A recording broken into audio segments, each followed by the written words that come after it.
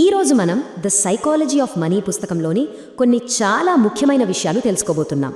డబ్బు సంపాదించడం, దాన్ని నిలబెట్టుకోవడం, ఇదంతా తెలివితేటల కంటే మన ప్రవర్తన మీదే ఎక్కువ ఆధారపడి ఉంటుందట. వినడానికి చాలా ఆసక్తికరంగా ఉంది కదా. పదండి దీని గురించి ఇంకాస్త లోతుగా చూద్దాం. ఒక మామూలు కాపలాదారుడు అంటే ఒక వాచ్మెన్ ఏకంగా 66 కోట్ల రూపాయల సంపదను ఎలా కూడబెట్టగలిగాడు? వింటుంటే చాలా ఆశ్చర్యంగా ఉంది కదా. కానీ ఇది నిజంగా జరిగిన కథ. రోనాల్డ్ రీడ్ అనే ఒక వ్యక్తి కథ ఇది. అతను 2014లో చనిపోయే నాటికి తన వెనక ఏకంగా $8 మిలియన్ సంపదను వదిలి వెళ్ళాడు.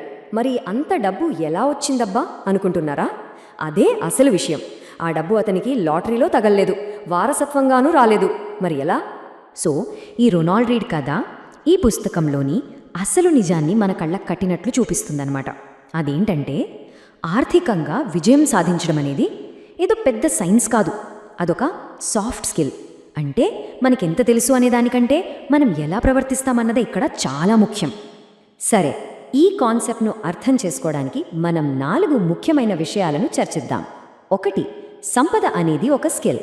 2. డబ్బు విషయంలో మన మైండ్ సెట్ ఎలా ఉండాలి. 3. అసలు సంపదను నిర్మించడంలో ఉండే సీక్రెట్స్ ఏంటి. ఇంకా ఆఖరిగా డబ్బుతో మనం స్వేచ్ఛను ఎలా కొనగలం. మొదటి సెక్షన్తో స్టార్ట్ చేద్దాం. సంపద ఒక నైపుణ్యం, అంటే వెల్త్ ఈజ్ అ స్కిల్ అన్నమాట. డబ్బును కేవలం ఒక నంబర్లా కాకుండా నేర్చుకోవాల్సిన ఒక నైపుణ్యంగా ఎందుకు చూడాలి అనే విషయాన్ని ఇప్పుడు చూద్దాం. ఇక్కడ మనం ఒక చాలా ఇంట్రెస్టింగ్ పాయింట్ గమనించాలి. డబ్బు విషయంలో మనకు తెలిసింది, మన అనుభవాలు అనేవి చాలా చాలా చిన్నవి. ప్రపంచ ఆర్థిక చరిత్రతో పోల్చుకుంటే మన అనుభవం సముద్రంలో నీటి బొట్టు లాంటిది. అయినా సరే విచిత్రంగా మన ఆర్థిక నిర్ణయాల్లో దాదాపు 80% కేవలం ఆ చిన్న అనుభవం మీద ఆధారపడే తీసుకుంటామట. సరే, ఇక మన 2వ సెక్షన్లోకి వెళ్దాం. డబ్బుతో మన మైండ్ సెట్, అంటే మన ఆలోచన విధానం. ఒక్కోసారి మన సంపదకు మనమే అతిపెద్ద శత్రువుగా ఎలా మారతామో ఇప్పుడు చూద్దాం. రచయిత ఇక్కడ 2 డేంజరస్ మెంటల్ ట్రాప్స్ గురించి చెప్తారు. మొదటిది, ఇంకా కావాలి ఇంకా కావాలి అనుకోవడం. ఎంత వచ్చినా సరే ఆ గోల్ పోస్ట్ ముందుకు జరుగుతూనే ఉంటుంది. ఇది దురాశకు దారితీస్తుంది. ఇక రెండోది, మనల్ని మనం ఇతరులతో పోల్చుకోవడం. ఇది చాలా ప్రమాదకరమైన అలవాటు. ఇది మనశ్శాంతిని పూర్తిగా నాశనం చేస్తుంది. అందుకే ఆర్థికంగా సంతోషంగా ఉండటానికి అసలైన మార్గం ఏంటో తెలుసా? నాకు ఇంత చాలు అని ఒక లిమిట్ పెట్టుకోవడం. అంతేకాని పక్కవాళ్లతో పోల్చుకుంటూ ఇంకా ఇంకా కావాలని ఆశపడటం కాదు. మన చాలు ఏంటో మనమే నిర్ణయించుకోవాలి. ఓకే, ఇప్పుడు మనం 3వ సెక్షన్లోకి వచ్చేసాం. సంపద నిర్మాణ రహస్యాలు. అసలు వెల్త్ ఎలా క్రియేట్ అవుతుంది? బహుశా మనం అనుకుంటున్న దానికి ఇది కొంచెం భిన్నంగా ఉండొచ్చు. ఏంటో చూద్దామా? దీన్ని అర్థం చేసుకోవడానికి 2 లెజెండరీ ఇన్వెస్టర్లని పోల్చి చూద్దాం. ఒకరు అందరికీ తెలిసిన వారెన్ బఫెట్, ఇంకొకరు జిమ్ సైమన్స్. బఫెట్ తన 10వ ఏట నుంచే ఇన్వెస్ట్ చేయడం మొదలుపెట్టారు. ఆయన యావరేజ్ రిటర్న్ సంవత్సరానికి 22%. అదే జిమ్ సైమన్స్ 50 ఏళ్ల వయసులో ఇన్వెస్టింగ్ స్టార్ట్ చేశారు. కానీ ఆయన యావరేజ్ రిటర్న్ ఎంతో తెలుసా? ఏకంగా 66%.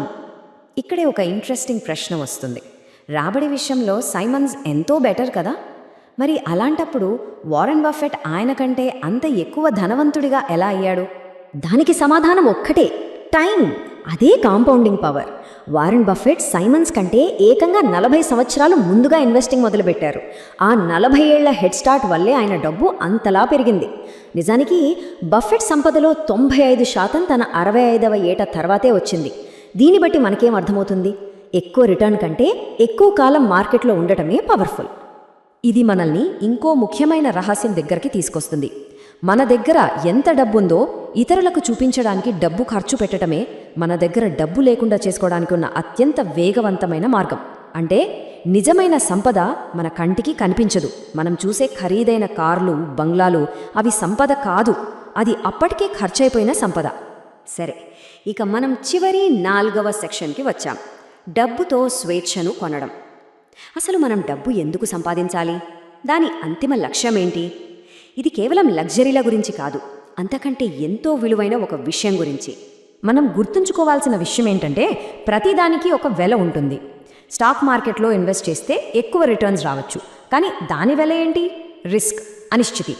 అదే ఫిక్స్డ్ డిపాజిట్లలో పెడితే సేఫ్, కానీ దానికి మనం చెల్లించే వెల తక్కువ రాబడి. సో మనం ప్రతిదానికి ఒక ధర చెల్లించాల్సిందే.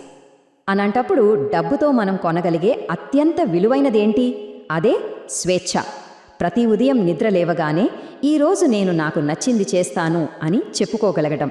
అంతకంటే పెద్ద సంపద ఏముంటుంది చెప్పండి? అదే మన జీవితం, మన సమయం మన చేతుల్లో ఉండటం. మనకు నచ్చని జాబ్ మానేయాలన్నా, మంచి అవకాశం వచ్చే వరకు ఆగాలన్నా, లేదా అనుకోని కష్టం వచ్చినప్పుడు టెన్షన్ పడకుండా ఉండాలన్నా, ఆ ఆప్షన్స్ మన దగ్గర ఉండటమే మనం చేసే పొదుపుకు, పెట్టుబడికి అసలైన రాబడి. సో చివరిగా ఒక ప్రశ్న. వస్తువులు, లగ్జరీలు కాకుండా డబ్బుతో మనం నిజంగా ఏమి కొనాలి అనుకుంటున్నాం?